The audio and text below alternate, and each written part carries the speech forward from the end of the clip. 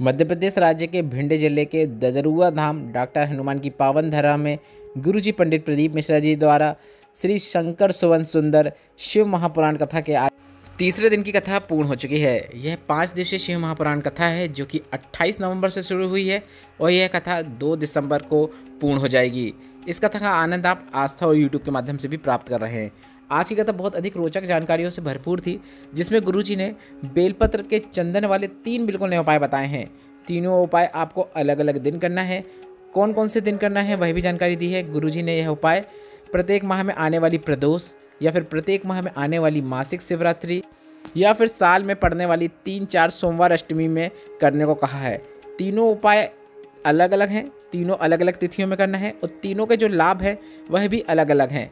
आप अपनी आवश्यकता के अनुसार तीनों में से कोई एक उपाय कर सकते हैं या फिर आवश्यकता के अनुसार एक से अधिक उपाय भी कर सकते हैं। तीनों उपायों की जानकारी आपको आज के इस वीडियो में प्राप्त होने वाली है। इसी वीडियो के अंत में आपको सभी उपायों की जानकारी प्राप्त हो जाएगी। सरल भाषा में आपको उपाय समझाने का प्रयास भी करेंगे। उससे पहले हम आपको बता दें, आज मतलब 29 नवंबर की कथा में गुरुजी ने कुल 11 उपाय पत्र और उपयोगी जानकारियां दी हैं। सभी की जानकारी हम आपको इस वीडियो के माध्यम से दे देंगे। अगर किन्हीं कारणवश आपने आज की कथा नहीं सुन पाई है तो पूरी कथा का रास्ता तो आपको इस छोटे से वीडियो से प्राप्त होने वाला है। कल के वीडियो में हमने आपसे यह प्रश्न किया था, क्या हनुमान जी अपने सभी भाइयों में सबसे बड़े भाई हैं? तो इसका सही उत्तर है ए हाँ। और आज के वीडियो का प्रश्न इस प्रकार है, जो आपकी स्क्रीन में भी दिख रहा है। यशोदा जी के पति नंदलाल जी की जो बहन है, इनमें से कौन बहन नहीं है? आपके ऑप्शन इस प्रकार हैं, ए नंदनी, बी नंदा, सी सुनंदा। आप इस प्रश्न का उत्तर अभी कमेंट बॉक्स के जरिए हमें भेज सकते हैं। हम इस प्रश्न का उत्तर आपको कल के वीडियो में जरूर बता देंगे। बढ़ते हैं आज की कथा की पहली विशेष जानकारी की ओर। स्वर्णलता वर्मा जी, राजेश वर्मा जी पत्र लेकर आए, जिसमें उन्होंने लिखा, एक बेलपत्र का फल, 1 लोटा जल का फल क्या होता है उसका वर्णन करना चाहेंगे। मेरी बेटी ने सिविल जज के लिए परीक्षा दी पर उसका मेंस क्लियर नहीं हो रहा था। बेटी बहुत निराश हो गई थी। मैंने मेरी बेटी से कहा, निराश मत हो, तुम रोज़ 1 लोटा जल चढ़ाना शुरू करो। साथ ही बेलपत्र की बीच वाली पत्ती में शहद लगाकर उसे शिवलिंग पर अर्पित करना शुरू करो। गुरुजी, दुनिया के लोग हंसते हैं कि बेलपत्र में शहद लगाने से क्या फल मिलता है, तो मैं उन्हें बताना चाहूँगी मुझे जो प्राप्त हुआ है। मैंने कुबेरेश्वर महादेव का स्मरण करते हुए कथा पंडाल में बैठकर कथा का श्रवण किया। सीहोर अग्रवाल धर्मशाला में जाकर मैंने पूरी कथा का श्रवण किया। पशुपतिनाथ व्रत किया। मेरी बेटी का रिजल्ट आया और मेरी बेटी जज बन गई है। उसी का आभार व्यक्त करने में कथा पंडाल में आई हूँ।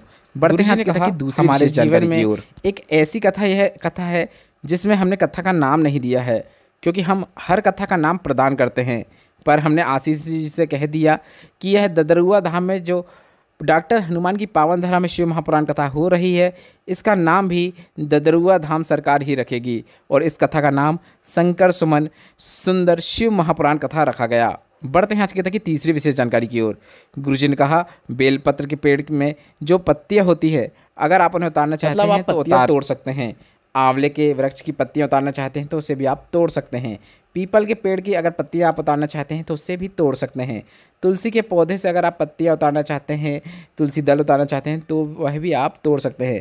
पर भूल कर भी आपको इन वृक्षों की या फिर इन पौधों की डालियाँ नहीं तोड़ना चाहिए। अगर आप इनकी डालियाँ तोड़ देते हैं तो आपने कितने भी पुण्य किए हों, कितने भी अच्छे कर्म किए हों, वह सब नष्ट हो जाते हैं। उनका आपको कोई भी फल नहीं प्राप्त होता है। बढ़ते हैं आज की कथा की चौथी विशेष जानकारी की ओर। गुरुजी ने कहा, एक बेलपत्र के पौधे में या पेड़ में क्या औषधि का कार्य होता है, अगर आप उसे जान जाएंगे तो आप कभी भी बेलपत्र के पेड़ को नहीं तोड़ेंगे। पर अगर बेलपत्र का वृक्ष सूख गया है, पूरे तरीके से सूख चुका है, उसमें बिल्कुल भी हरापन नहीं है, उसमें फल भी नहीं है, आपने उसे हिलाकर बजाकर देख लिया, सूखा हुआ है, तो आप उसकी जड़ से या फिर तना चंदन रूप में बना सकते हैं। बढ़ते हैं आज की कथा की पांचवी विशेष जानकारी की ओर।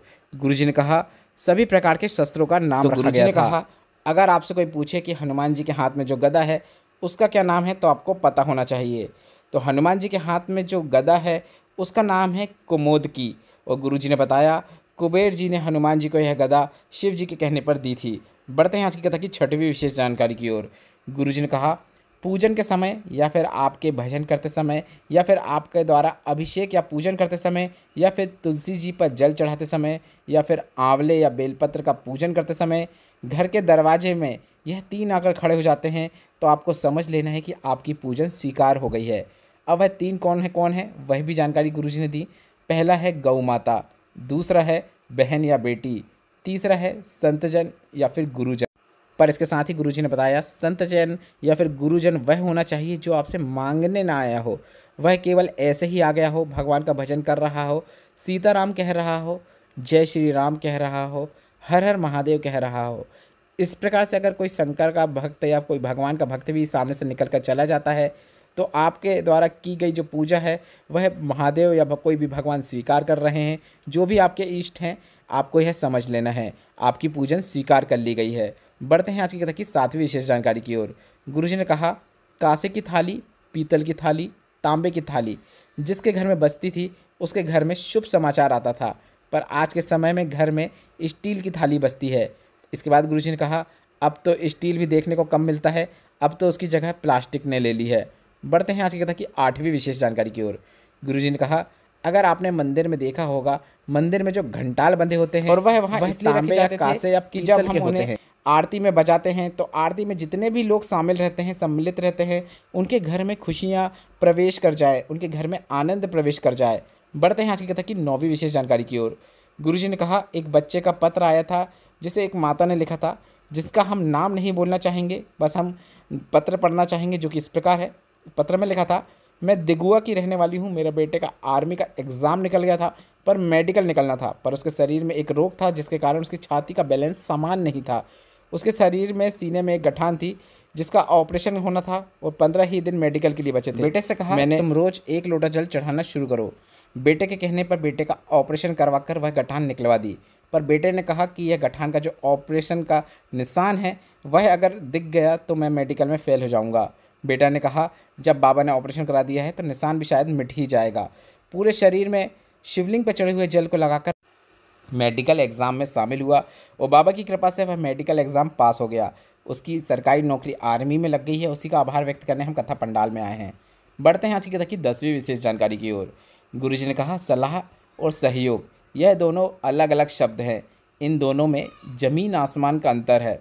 गुरुजी ने बताया, सलाह देने वाले आपको ढेर मिल जाएंगे, पर आपको सलाह देने वाला बड़ी मुश्किल से 1 या 2 ही मिलने वाले हैं। बढ़ते हैं आज की कथा की 11वीं और अंतिम विशेष जानकारी की ओर।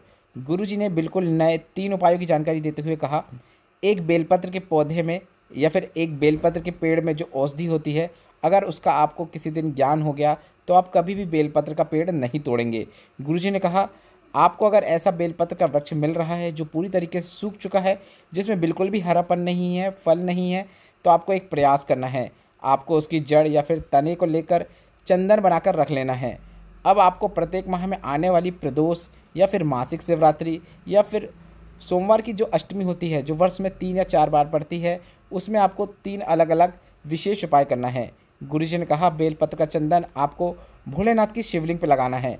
गुरुजी ने कहा, आपको चंदन 3 अलग अलग डिब्बियों में रखना है, मतलब प्रदोष की अलग, मासिक शिवरात्रि की अलग, सोमवार अष्टमी की अलग।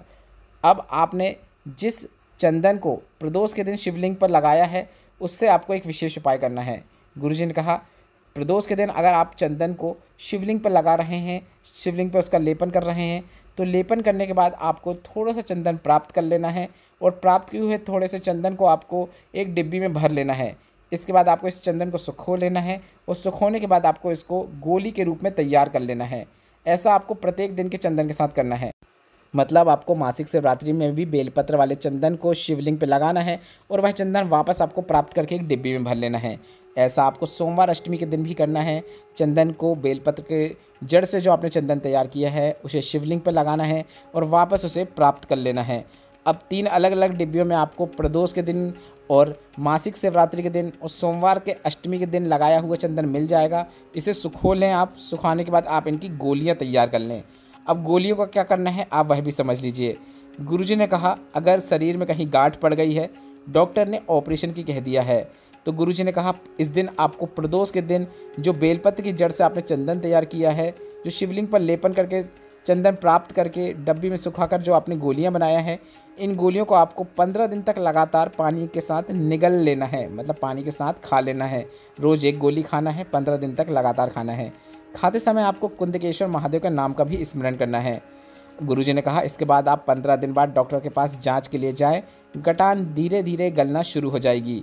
यह उपाय आपको प्रदोष वाली चंदन की गोली के साथ ही करना है। अब इसके साथ ही गुरुजी ने कहा कि सोमवार अष्टमी के दिन भी आप इसी प्रकार से शिवलिंग पे लगाकर उसे वापस प्राप्त करके उसकी गोलियां बनाएंगे। अब इन गोलियों का आपको क्या प्रयोग करना है आप वह भी समझ लीजिए।